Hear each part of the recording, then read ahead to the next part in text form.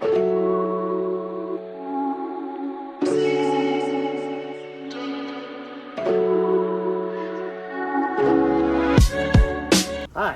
welcome to the Great Card Quest. I'm Rio Master Antonio, co-host George Grenchick. We are here to talk 1971 Topps Black Beauty set. We are definitely in the mood here. We're in the same place we were last show, so don't be shocked. We warned you it was going to happen. We're here at Dyer, Cherville, Indiana. Somewhere around there, yeah. At the Briar Ridge Country Club. So thank you for letting us film here. We love it.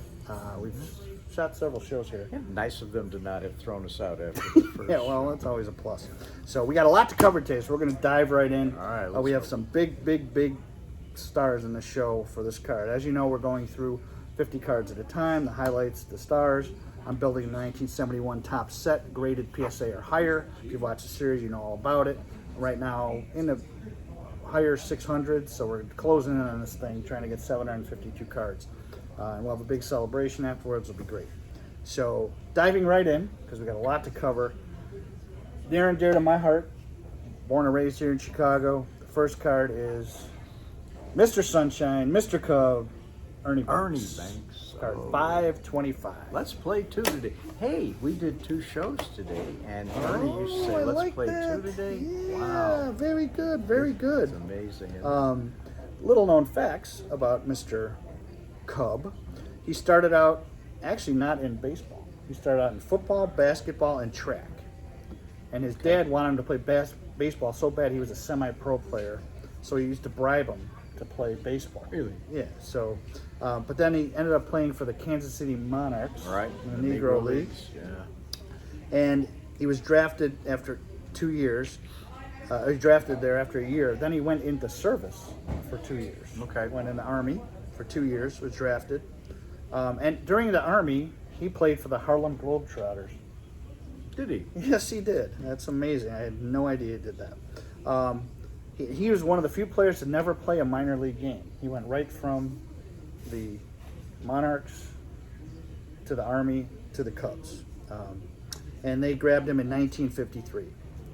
That year he came in second for National League Rookie of the Year. Mm-hmm. He was beat out by Wally Moon. I don't know if you remember Wally Moon. I do not remember Wally Moon. Yeah. You're too young. Yeah, You probably don't hear that a lot. That you're too young. No. But, especially from the wife, probably. But yeah, anyway, never hear that. No, never hear that. Banks, he had a monster season his second year, 44 home runs. Yeah. He ranked, he was in the 50s. He was one of the top shortstop, if not the top shortstop, especially later in the decade.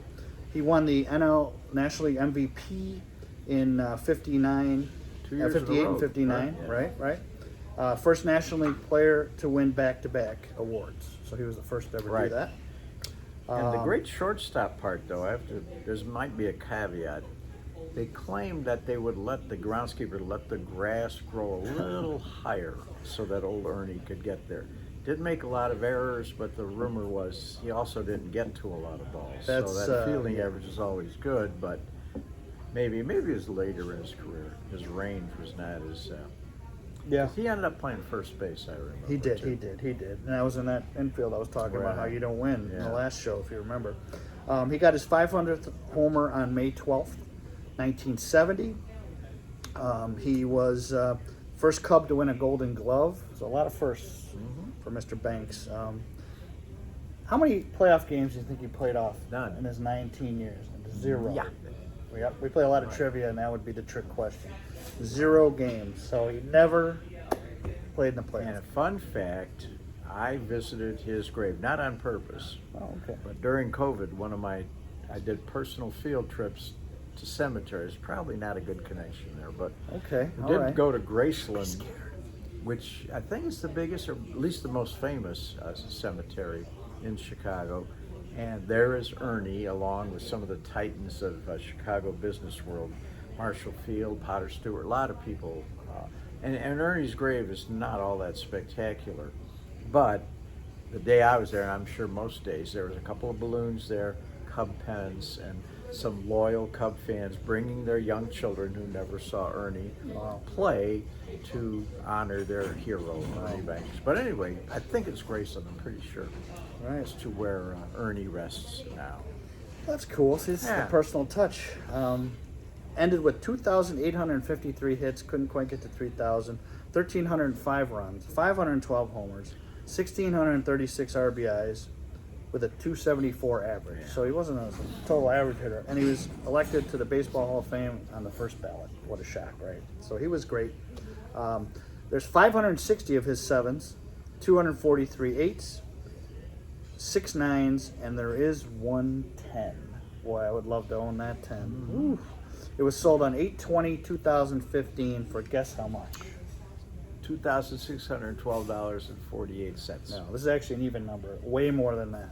$22,705. Oh, wow. So, the Cub fans. Congratulations, whoever has that particular card. Yeah. Moving on, this is another Cub tangentially, directly related Cub, but more Boston Red Sox. This is a rookie card, and the featuring one. You knew that, Bill Buckner. All right, card number 529. So Mr. Buckner. Used to watch him play all the time. Loved Billy Buck, as they used to call him. His name was William Joseph Buckner, for those scoring at home. And he was mainly with the Cubs and the Red Sox. Played 22 seasons. Long time, Early went with the Dodgers, was nothing special there, honestly. Then when he hit the Cubs, he took off. 1980 was his only All-Star game, so he didn't really get a lot of but he batted 324 and won the batting title. Oh. He batted 324 and won the batting title that year, so not bad. Then he went to the Red Sox for 5 seasons. And we all know what he did at the Red Sox. Yeah, well, we may not all know, we're going to tell you. But in that infamous World Series game, he let the ball roll through his legs. Nobody ever let him forget it. It cost them that game, and then the next game they ended up losing the series. So he was the scapegoat. Everybody beat up on Billy Buck. That was the Miracle Mets, I think. Yes, that was against the Miracle Mets. And but then he went on to play for a couple other teams. And he ended up with great stats. 289 average, 2,715 hits, 174 homers, not so much on the power side, and 1,208 RBIs. So he had a great career. I remember seeing him on some show about that particular game, I think, or maybe it was about him. Yeah. And he was so gracious, and it was like, this is not sitting with him. You know, that he's more more known for that one misplay than all of these stats that you just rattled off. But he seemed very resigned to it. You know, you could see where it might, haunt you for a long time. It doesn't seem to be the case with the guy. Well, I mean, it's done is done, right? But that would bother me. But what do I know? He had 160. There's 166 sevens, 141 eights, 9 nines, and there is no tens. All right. Next, I'm just going to give you 3 letters. YAZ. Card number 530, Carl Yastrzemski. Supposed to be the next Ted Williams, but never quite made it there, but was a hell of a player. Well, I think he had more hits than Ted Williams. Probably had more home runs than Ted Williams. Yeah, but he Williams missed a span to go defend the country in World War II, but Yaz was, if he was not at Williams' level, was pretty darn close. Pretty close. He played his whole career with Boston, which is amazing, 63 to 83. Mm-hmm. He had 18 All-Star selections, won 3 batting titles, won the Triple Crown in 1967 with these paltry stats: 326 average, 44 homers, and 121 RBIs. Not a bad year.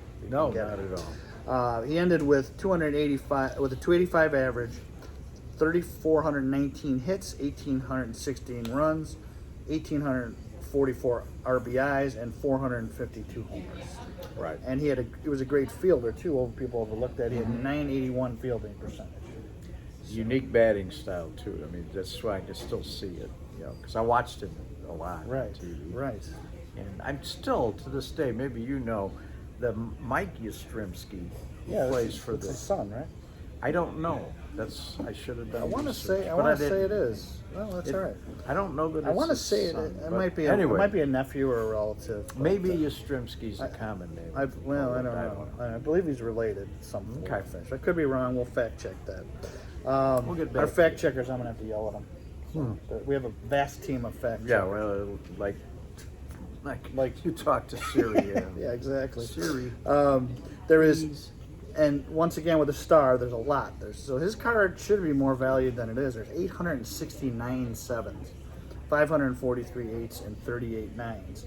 So once again, you know, his card is fairly inexpensive. He's like around $300, whereas Clemente's 800-900, but there's a ton of them. There's 869, so that kind of drives the price down a little bit. Next, this is a little controversy for you. Card number 535, Mr. I'm going to protest and start free agency, Curt Flood. Now. Yes. Card number 535 with the outfielder with the Senators, the Washington Senators. And he was a decent player, too. It overlooks all of his stats, but he was most known for suit. Yep. He filed a suit on the reverse clause, which means reserve clause. Sorry, reading is a skill. Maybe I put my glasses back on. Yeah. Reserve clause. He fought it. He said it was against antitrust laws. Well, yeah, it was like any place else you work. If you wanted to work for somebody else, you say, "I'm going to give you my resignation and give you some time, and I'm going to go work for somebody else." But in baseball, from the beginning, because of the nature of the game, they claimed, we have to have this or it'll ruin the game. And Curt and his lawyers decided, well, maybe not. So they took it to court and they won. And if you think about it, why shouldn't they? Actually, they went to the Supreme Court and they lost. They actually lost. Well, when did? But it started the whole thing in motion. Okay. So in other words, he lost. The Supreme Court ruled against him. Yeah. Okay. But nonetheless, that woke up all the players, and they said, you know what, we're not going to stand for this. Then more and more started doing it, and then you had. And you think about it, why shouldn't these people who are employees be able to work for whomever they want? Well, they thought it would ruin the game, and some people think, well, it's not so good, but in reality, baseball has survived. Yeah, Mike Trout thanks him. Yeah, So, a lot of people thank him because now Mike Trout and his $300 million thank him. So, but he was a good player too. That's what people overlook. He ended with a 285 average, 3,419 hits, 1,816 runs, 1,844 RBIs, and he crushed it. Now, what's amazing to me too is his card's hard to get too because there's only 153 sevens, 238 nines, and 238 eights and 28 nines. So his card's not easy to get, but he's more notable for his lawsuit, unfortunately, and it glosses over that he was a good player. But he made a lot of people a lot of money. They should be sending him residual people vilified checks. him because of that. They did at the time. I know my old crusty dad and uncles were like, "What's he doing? Want to make money?" I'm like, well, being a former NFL agent, I pretty much like when people make money, especially in sports. All right, so next is one of those cards that I just threw in because the guy's name is card number 538, Angel Bravo. Oh. Of no worth whatsoever, just in the baseball Angel game. Bravo. Great guy, I'm sure, wonderful person. Didn't do much in the game, but isn't that like a whiskey tango? Yeah, the name Angel Bravo is just what's that whiskey language? Tango, yeah, it's the code that the military uses. Yeah, that sounds like he's Angel Bravo. I think Angel and Bravo are part. Alpha Bravo, close Maybe. enough. Was he in the military? Check on a card there. Was he? Let's see. Was he in the military? I'm not looking. But I just love the name Angel Bravo. Okay. Next on the agenda is one of my favorite names in all of sports, Mr. Vida Blue, card number 544. Left-hander, blazing fastball. I remember him from later. He was special. I mean, he had his name was Vida Rochelle Blue. There you go. They called him Vida, of course. He had a solid career, a little A couple of controversy. close friends call him Rochelle, I understand. This is a little known fact. Okay, yeah, I don't think I'd be calling him Rochelle. But he was a big man, too, and would frighten me. Solid career with 6 All-Star appearances. Yeah. He was a big part of the A's 3 World Series titles, 72 Sure. to 74. He just had a nasty curve, too. I guess he had a knee buckler.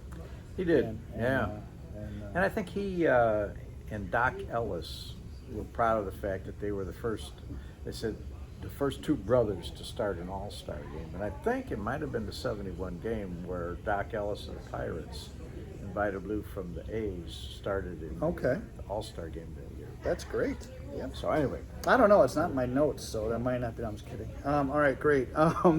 He had some... fact check us out there. Yeah, fact checkers. Don't worry, they'll post.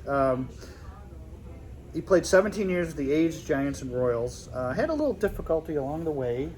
Had a little drug issue. Spent a year in prison. But, other than that, he had a great, solid career. 209 wins, 161 losses, 2,175 strikeouts, and a 3.27 ERA. And he had 143 complete games. So, Wow. yeah, I don't think the American National League together have 100 no. that many complete games in the last 5 years. No. Probably. Next, Different card, time, though. card number 549, Jim Brewer. Jim Brewer. Yeah, he's notable. I until doing my research, I really didn't think he was. He was kind of the first reliever of note. Okay. He started out as a starter. He was an excellent reliever. He started with the Cubs actually in Yeah, I remember 1960. Cubs, yeah. But you may remember this. His rookie season was cut short because he threw a brushback pitch to Billy Martin. Okay, you can imagine what's going to happen there. The former future manager of the Did he get the punched volatile. in the eye? Yeah, he right? punched. That's He right. charged the mound. Yeah. He punched him in the cheek and broke his cheek Or and knocked him orbital out. bone, maybe? Yeah, he broke Yeah. his cheekbone, knocked him out for his rookie year. So. Oh, I remember that. Yeah, and he was traded to the Dodgers. Then came back the next year, pitched a couple years for the Cubs. But then he was traded to the Dodgers, and they made him a reliever, Okay. which the Dodgers was always He kind was of. around for a long time, too. And actually, and then he was taught a screwball by, name you may have heard of, Warren Spahn. Oh, yeah. Good old Warren. Most victories by a left-handed pitcher in Major League history. There you go. So he taught him the screwball. That turned his whole career around. He was part of the World Series win in 1965 with the Dodgers. And they were led by 2 pitchers you may have heard of, Sandy Koufax and Don Drysdale. Yeah. So they had if you don't have those 2, it's hard to win a World Series, but they did. Then he went the next year to the World Series but lost to Baltimore. So good old Earl Weaver. See how it all ties in there? He ended with 133 saves and 351 appearances. And sadly and unfortunately, he was killed in a car wreck in Tyler, Texas, one day before his 50th birthday. Wow. I didn't remember that. Sad to hear, but had a great career and, kind of started the reliever movement. Next one, card number 550, Harmon Killebrew. Oh. Killer. Played for the Twins for a lot. Yeah, one of the top home run hitters ever. Ever. He was 573 home runs. Played 22 seasons with the Washington Senators, mostly with the Twins, and then a little bit with the Royals. He led the American League in home runs 6 times, getting more than 40 home runs 8 seasons. So he could hit it. He topped 100 RBIs 9 times. Very consistent. He ended up with 573 homers, 1,584 RBIs, and he had a .509 slugging percentage. Oh, man. Put in the National Baseball Hall of Fame 1984. So Harmon He was eligible. Yep. He has card-wise. He's not too expensive. There's 381 of his 7s, 417 8s, 44 9s, and no 10s. So not bad. Next one will be quick. Just there's one little story about him, but I always loved his name, and he was always that gregarious, red-headed guy. Card number 560, Rusty Staub. Rusty Staub. Yeah, he was actually a decent player. He was very good player. But when he went to the Expos, he actually took the time to learn French a little bit. so he could endear himself to the fans. You know what his nickname was in Montreal? I don't. It was Le Grand Orange. Because he did have reddish hair. He did. Le Grand Orange. I used to love watching Rusty play. This card's a little bit difficult to get. 186 sevens, 224 eights, 8 nines, and no 10s. Next, Walt Alston. Card number 567. He's a manager. He managed the Brooklyn and LA Dodgers for 23 years. He won 7 NL National League pennants and 4 World Championships. 55, 59, 63, and 65. So those are the old days of the great Dodger-Yankee rivalry when the Dodgers was still in New York. He won 2,040 games out of 3,658 chances. So he had a great winning percentage. Of course, put in the National Baseball Hall of Fame, 1983. All right. 2 more. One biggie, one sort of biggie. Good old Mr. Jockey Underwear, Jim Palmer, card number 570. Right. Heck of a pitcher. Yep. He had 8 20-win seasons, won the AL Cy Young and the AL American League TSN Pitcher of the Year 3 out of 4 years, which is pretty impressive. Some guys never win it. He got it 3 out of 4. He no-hit the A's, and the only pitcher in Major League Baseball history to win a World Series game in 3 decades. Oh, that's it. He won 66, 70, 71, that season, and then 83. So. Oh, that's right. Big leg kick. One of the last guys had a really big leg kick. Yeah, Jim Palmer he went on to announce everything. He was big in the booth. Big time announcer, right. And he made a nice career. And in did he do boxing for a while, or am I delusional? Well, you're delusional, but I don't know about that boxing thing. That might be. I thought he might have done boxing, but I can't remember. And yes, I am delusional. Well, he was one of in 1971, I think it's the only time it ever happened, there were 4 pitchers that had won 20 games in the same year for the same team, the Orioles. Him, Cuellar, Pat Dobson, and the lefty Mike Cuellar. Yeah, we said Cuellar. There's one more out there. But you're right. There's 4. There are 4 that won. But that year. who did they play in the World Series? Why? Would that be the Pittsburgh Pirates? Was. Wow! What a shock! You're always gonna like on the Cubs side. Always a plug for the Pirates. As you know from watching previous episodes, Mr. G here, George Grenchick, is a diehard Pittsburgh Pirates fan. And we're dying lately, right? Yeah. He actually used to teach me in 6th grade, so that should show you how weird this is. And he was to wheel in when the opening Cubs would play the Pittsburgh Pirates. He'd wheel in a TV and we'd watch an inning or 2 of the Cubs Pirates game. Wait for you to watch the game. I see it now. Didn't see it then. Okay, there is 415 sevens for Mr. Palmer, 343 eights, 34 nines, and there is 1 10. Dave McNally. Oh, that's it. That's the other guy. Very good, very good. On August 13th, 2017, guess how much his 10 went for? $2,012.59. You're fixated on that. I don't $2. know. I make stuff up. $12,600. So. Oh, I had one more number I was going to. Yeah, you were close. He was in 5 figures. So, Mr. Him. And the last but not least was another pitcher who was extremely good for the Phillies. Card number 574, Mr. Jim Bunning. Jim Bunning. Yeah, I remember him pitching. He had actually, this is great, he had a no-hitter in 1958 versus the Red Sox.